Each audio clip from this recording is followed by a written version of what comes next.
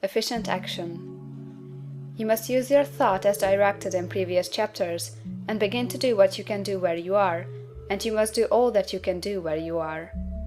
You can advance only by being larger than your present place, and no man is larger than his present place who leaves undone any of the work pertaining to that place. The world is advanced only by those who more than fill their present places. If no man quite filled his present place, you can see that there must be a going backward in everything.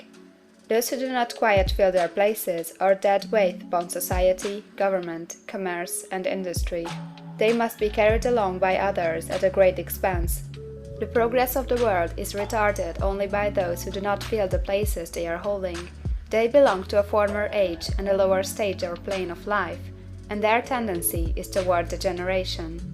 No society could advance if every man was smaller than his place. Social evolution is guided by the law of physical and mental evolution. In the animal world, evolution is caused by excess of life. When an organism has more life than can be expressed in the functions of its own plane, it develops the organs of a higher plane, and a new species is originated. There never would have been new species had there not been organisms which more than filled their places. The law is exactly the same for you. Your getting rich depends upon your applying this principle to your own affairs. Every day is either a successful day or a day of failure, and it is the successful days which get you what you want. If every day is a failure, you can never get rich, while if every day is a success, you cannot fail to get rich.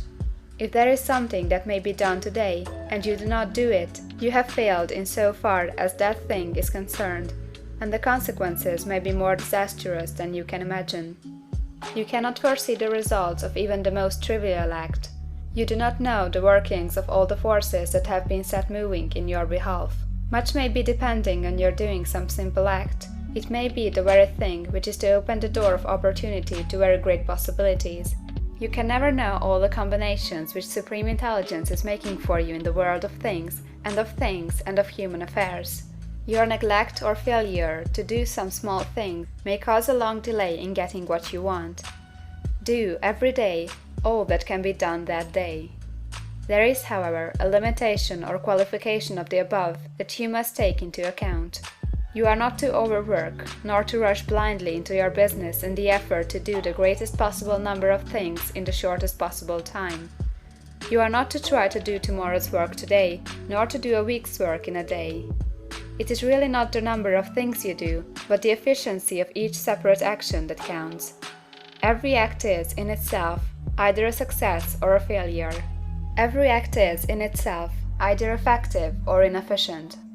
Every inefficient act is a failure, and if you spend your life in doing inefficient acts, your whole life will be a failure. The more things you do, the worse is for you, if all your acts are inefficient ones. On the other hand, every efficient act is a success in itself, and if every act of your life is an efficient one, your whole life must be a success. The cause of failure is doing too many things in an inefficient manner, and not doing enough things in an efficient manner. You will see that it is a self-evident proposition that if you do not do any inefficient acts, and if you do a sufficient number of efficient acts, you will become rich. If now it is possible for you to make each act an efficient one, you see again that the getting of riches is reduced to an exact science like mathematics. The matter turns then on the questions whether you can make each separate act a success in itself, and this you can certainly do. You can make each act a success, because all power is working with you, and all power cannot fail. Power is at your service, and to make each act efficient, you have only to put power into it. Every action is either strong or weak, and when everyone is strong, you are acting in the certain way which will make you rich. Every act can be made strong and efficient by holding your vision while you are doing it, and putting the whole power of your faith and purpose into it. It is at this point that people fail to separate mental power from personal action. They use the power of mind in one place and at one time, and they act in another place and at another time. So their acts are not successful in themselves. Too many of them are inefficient. But if all power goes into every act, no matter how commonplace, every act will be a success in itself. And as in the nature of things, every success opens the way to other successes, your progress toward what you want, and the progress of what you want toward you, will become increasingly rapid. Remember that successful action is cumulative in its results. Since the desire for more life is inherent in all things, when a man begins to move toward larger life, more things attach themselves to him, and the influence of his desire is multiplied. Do every day all that you can do that day, and do each act in an efficient manner.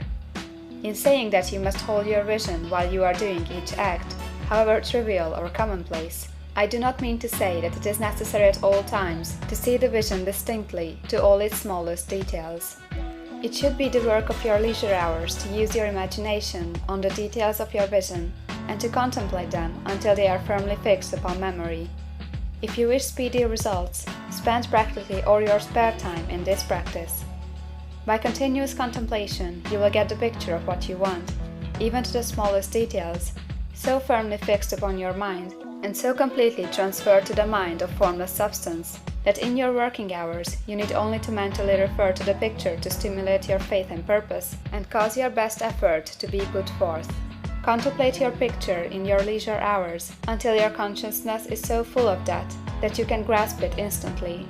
You will become so enthused in its bright promises that the mere thought of it will call forth the strongest energies of your whole being.